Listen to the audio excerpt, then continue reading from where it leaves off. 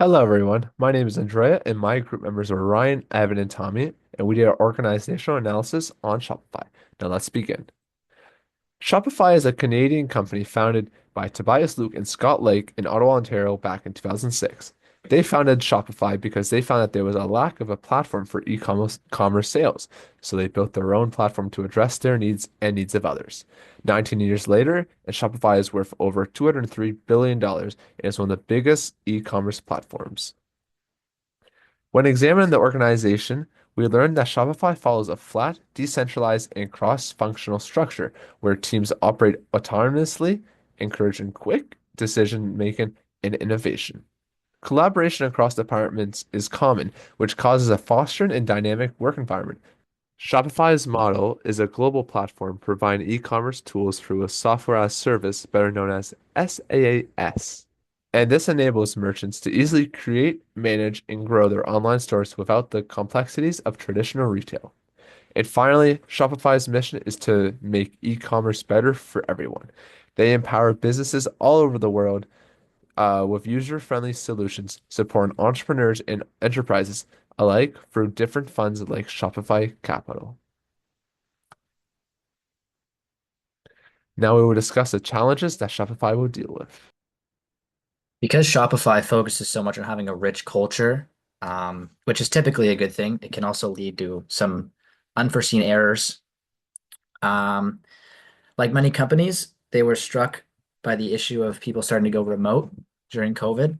So typically, this can be a good thing for people, but it can also create issues like fragmentation or miscommunication through teams because it's harder to communicate with someone and communicate a tone through an email and maybe through a Zoom call. So bit harder if they're not in office. Autonomy can also lead to this. So the idea of streamlining certain processes makes it harder for some people to maybe get inputs or get some thoughts. So it can lead to miscommunication as well.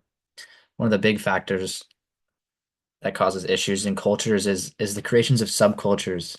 And a way to look at this is would be like clans or cliques in a high school.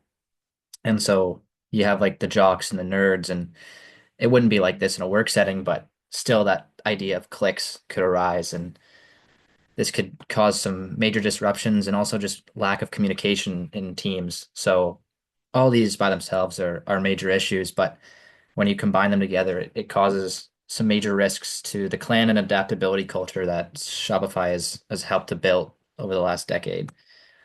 So we have a couple recommendations. The first one is to start a leadership and development program. And what this would help do is develop people's skills and be able to help these people problem solve when these problems do arise. Because in any group of people, there's going to be butting heads and there's going to be issues. So it's good to have someone there that can lead and solve these problems when they do come up. Another thing that we have would be to do virtual team building. And like any job, when you first start, you do team building processes and you get comfortable with your coworkers. And this kind of got harder when we went online, but the use of virtual team building and Zoom to help people get comfortable with who they're working with and make them feel comfortable sharing their ideas and make sure that their thoughts are they're heard. So that's an important thing. Another idea would be cultural artifacts. So similar to like a sports team, you got to look at the people that were there before you and worked before you and what they helped to do to make this company what it is. And it's important to look at that and think of that. And you're working as a team, and everyone's there to do their own job, but everyone's there to help the success of the company. So all these three things help just support unity across teams and specifically remote teams as we kind of shift towards a more remote work setting, while still focusing on the success of the company.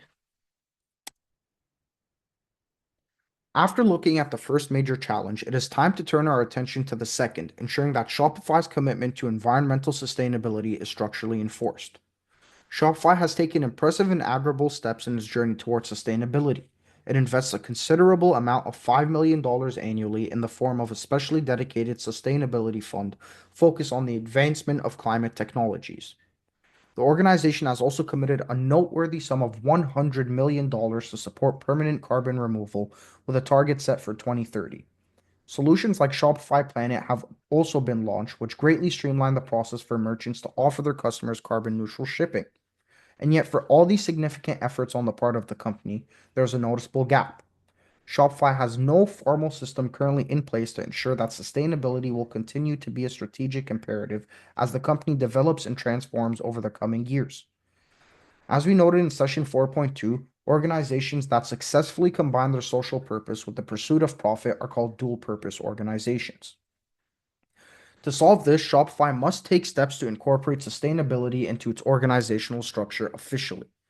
Firstly, having a separate committee at the board level that is exclusively concerned with sustainability would provide the necessary oversight needed to ensure that environmental goals are carefully considered in all strategic decisions of the organization. Secondly, Shopify must revise its corporate charter to add environmental stewardship, something that Unilever has already done. This would give the issue of sustainability a fixed position in the company's fundamental DNA. And third, Shopify could also connect environmental progress to executive pay, making sure leadership stays focused on long term sustainability goals. The proposed reforms would be used to entrench and consolidate Shopify's values of sustainability in such a manner that these values will be more long lasting and resilient with the passing of time.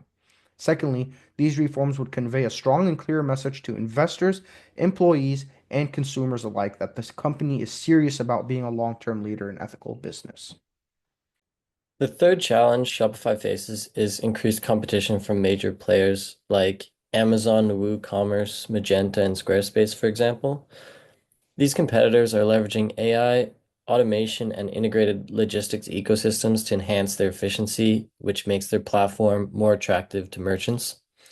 Additionally, innovation in e-commerce happens rapidly, and barriers to enter are relatively low, allowing new platforms to emerge pretty quickly. As a result, Shopify must continuously evolve through innovation, enhance its merchant solutions, and make strategic investments to maintain its competitive edge. Unlike Amazon, which has proprietary AI, data analytics, and automation tools, Shopify doesn't have that on the same level. So they don't have as much exclusive technology or fulfillment infrastructure. So instead, what Shopify has to do is they have to rely on their own innovations and third-party partnerships to remain competitive, which puts pressure on the company to optimize its supply chain and improve merchant services to stay ahead in the market. So the recommendation, to address these challenges, Shopify must leverage strategic design theory and resource-based theory to strengthen its position.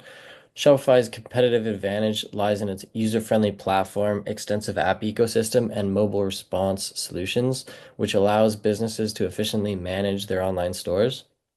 A key recommendation is to expand Shopify Plus for business-to-business transactions, strengthening enterprise solutions to attract larger merchants and wholesalers, since primarily it's focused on small to medium range companies. Additionally, Shopify should enhance AI-powered personalization by investing in AI-driven marketing and analytics to improve their customer targeting, recommendation, and conversion rates so they get more people who come to the website to buy things based off the customer targeting through AI. This could be achieved either by developing in-house AI solutions and tools or partnering with established AI companies who might already have this infrastructure or these tools already built.